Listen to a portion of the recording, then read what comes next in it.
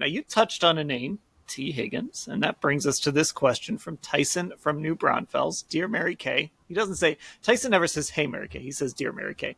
Dear MKC, in addition to wanting to know who would call plays, which we sort of touched on a little, I think the Browns need a major upgrade at wide receiver. Are there any wide receivers similar to Amari Cooper on the trade market? And what free agent do you like at the wide receiver position? I do like Tee Higgins. I do. I mean, he's young, he's productive. I think he would mesh really well with Deshaun Watson. I think he's got, potentially he's got Pro Bowls in his future. He was kind of banged up this year, but normally he averages, like 900 yards per season, 5-6 touchdowns, something like that. So, I think he's exactly the kind of guy that you need at your number two. Somebody that is going to go out there and get that 1,000 yards for you and catch that 5 touchdown passes for you. And so I think T brings that to the table. But there are a few others that I think are intriguing. Calvin Ridley. I know the Browns have had him on their radar in the past.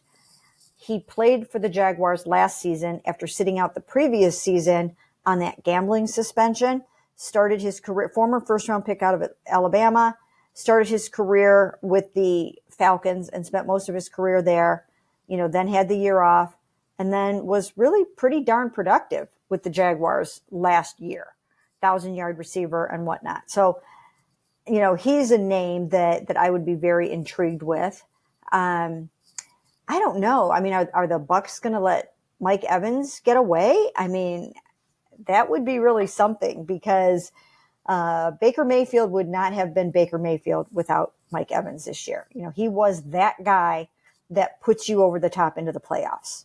I mean, that's how good he is. That, he is the Bucs version of Amari Cooper, somebody that is just going to make those highlight reel catches. And so he's out there. He's a little bit older, but I don't think you can have too many good weapons. And I for sure believe that they need at least one more Pro Bowl caliber receiver. And those are some of the names that I think fit the bill. Yeah, I've got a list up here on Spotrac too, and Mike Evans' name stood out. Curtis Samuel, if Washington let him go, would be really interesting. There is a part of me that wonders, like, if Tee Higgins ends up being the best wide receiver on the market, you might be looking at a guy who's going to get, Spotrac's market value for him is $18 million. You might be looking at a guy that gets over $20 million a year.